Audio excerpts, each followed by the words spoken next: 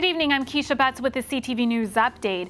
COVID hospitalizations in Maryland have doubled in 3 weeks, and the governor takes steps to address the spike. Larry Hogan has announced a series of actions to help ensure hospitals are ready for any future surges due to the convergence of the flu and the Delta and Omicron variants. Among the steps being taken, the governor has directed hospitals to update emergency plans by next Wednesday. Hospitals are also ordered to take immediate steps to maximize bed capacity. Hogan says he'll introduce emergency legislation aimed next month at providing hospitals with more tools to address staffing shortages. The state surpassed 1,000 hospitalizations today. Meantime, the CDC recommends Pfizer booster shots for teenagers. Teens 16 and 17 years old are now eligible for Pfizer booster vaccines. Third shots can only be given 6 months after the second dose. The CDC announcement will now open the door for about 2.6 million eligible teenagers to get booster shots. Governor Larry Hogan vetoes Maryland's controversial congressional redistricting plan. Less than 2 hours later, the General Assembly overrode the veto 96-41 in the House and 32-14 in the Senate. The veto was not a surprise, nor was the override. Republicans spoke out strongly against the measure. So I would ask, did we put a Republican map in as a caucus? No, we did not. Did MDGOP or any other Republican put a map in? Of course not. What the governor did, to the extent practical, is create a commission that allowed as independent a process to occur for the benefit of citizens across the state of Maryland. Did it because polling shows people want independent districts to be drawn. The disparity between Allegheny County, Washington County, Garrett County, and Montgomery County is disparaging. When I think about people who live in Allegheny County or in my own county of Washington County and compare that to the values, beliefs, median income of people who live in Rockville or Germantown, is significantly different. The map that we have before us is just not good enough. So I support the governor's veto, and I encourage you to do the same. Hogan said he opted to veto the maps quickly so that the court process could begin. Fair Maps Maryland has already announced plans for a lawsuit. It's official. After spending half his life in the Maryland legislature, Derek Davis will become the next state treasurer. Yesterday, his colleagues overwhelmingly elected him to be the 24th state treasurer in Maryland. The counting of the secret ballots stopped at 94 votes when a majority was reached in the General Assembly. Davis will be the first treasurer from Prince George's and the second African American to hold the post. During my 27 years here in Annapolis, I've experienced the full range of emotions, from the highest of highs to the lowest of lows, and still, there's not a thing I would change about my time here. You know how they say if you have a job that you love, you'll never work a day? That's a lie. That is a lie.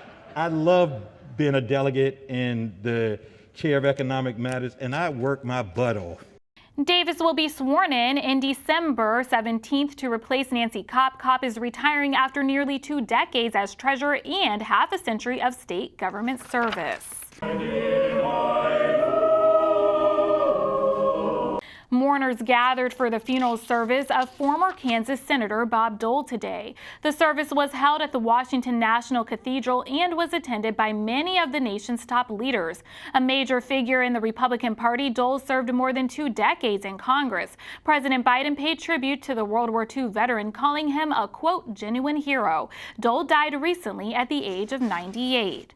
A boost for Prince George's County. The prestigious Washington International Horse Show is coming to Upper Marlboro.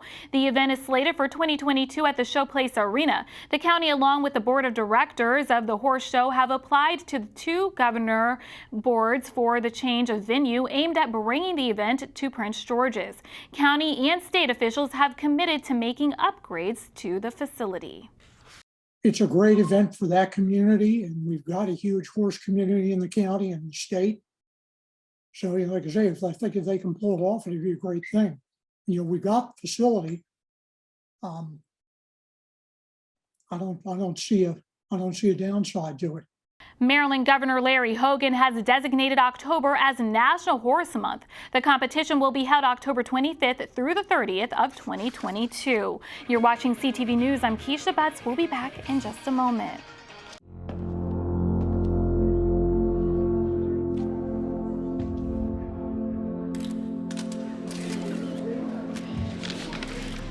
I'm here to announce my retirement from sports.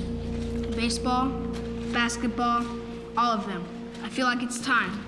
The pressure that it takes to play at my age, it's just too much. So I'm done with the endless advice from parents to keep my head up, to keep my head down, to keep my head in the game. I know you think you helped. I'm walking away from the coaches that left me on the bench every time the game was on the line. I'll miss my friends and the fun we had when we were young. I said I'd play this game as long as I was having fun. And now, it's time to call it quits. Any questions?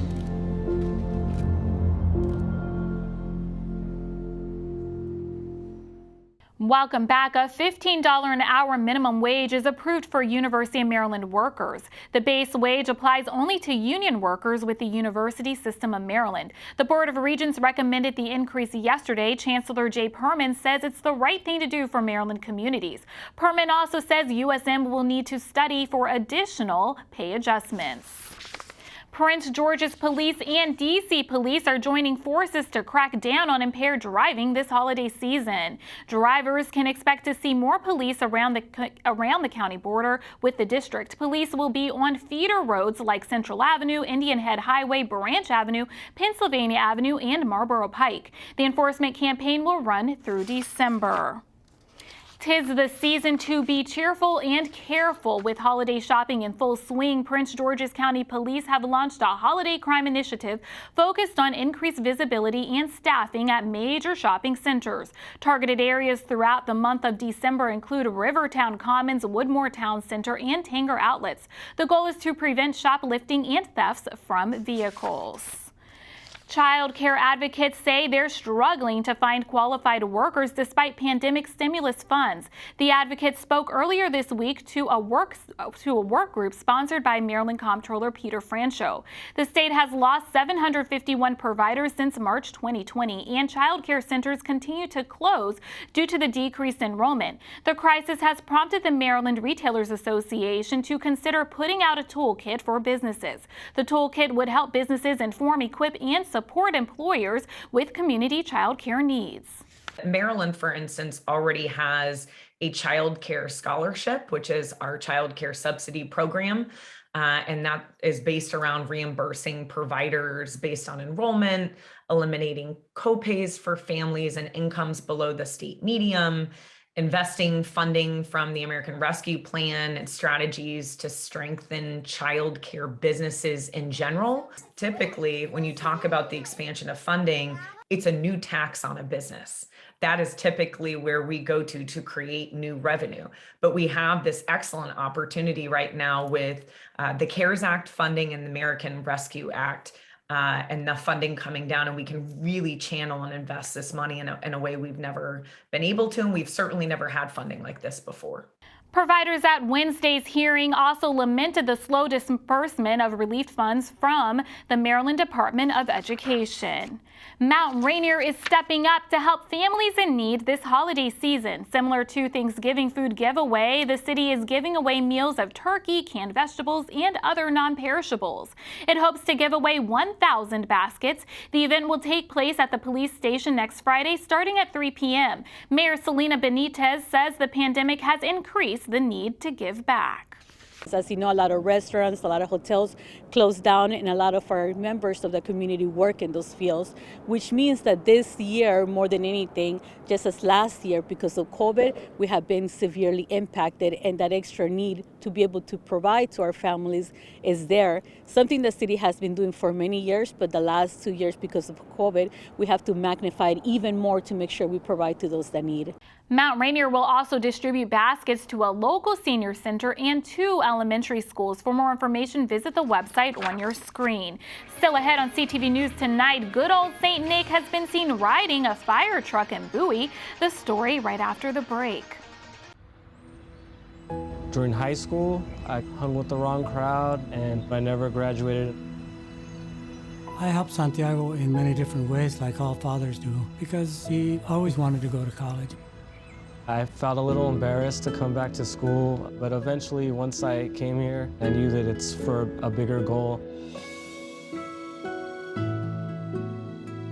He was very dedicated, hardworking. He connected with his teachers, he connected with other students. That was one of the key reasons why he was able to keep forging ahead. It was amazing to see him graduate. This was one thing that meant so much to him, and of course, it meant so much to us too. With the help of my father and having my son, that was all the motivation that I needed. That support is everything. Find free adult education classes near you at finishyourdiploma.org. Thank you for staying with us. A Maryland gubernatorial hopeful selects his running mate. Wes Moore has tapped former state delegate and congressional candidate Aruna Miller as his lieutenant governor. In a statement, Moore called Miller a seasoned legislator who has fought for families in Montgomery and across the state. During her 2 terms in Annapolis, Miller pushed for bills requiring electronic monitoring of domestic violence perpetrators and extending the statute of limitations for sexual offenses against minors. Moore becomes the 4th candidate to select a running mate. Bowie families, grab your cameras tonight because Santa Claus could make an early appearance. That's right, jolly old St. Nick will be back spreading some holiday cheer. Now until December 13th, Santa and his elves, also known as the Bowie Volunteer Fire Department, will be out in neighborhoods throughout the city. It's part of the agency's annual outreach event called Santa Run. Reprising his role as Santa is auxiliary member Carl Gregg. He's been putting on Santa's suit for the past 5 years. I love it. I like watching the people jump up and down for joy, watching Santa Claus. You know, I've got kids of my own. I enjoy giving back to the community, and that's how I look at it. Every year we do this. It takes about 35 members each night for 11 nights to go through all the towns of Bowie and all the different sections. We do about 90% of the streets. We can't do them all, but we do as many as we can to bring them joy to the city of Bowie. Not only do we do it for ourselves, but we also do it for the local Bowie food pantry. So each year we get plenty of donations from the city and the citizens. Each year we probably do about like 25 to 35 full grocery carts of donations that will go into the Bowie Interfaith Pantry. Tonight, Santa is expected to be in the Meadowbrook and Chapel Forge areas. To track Santa's whereabouts, visit bowiefire.org.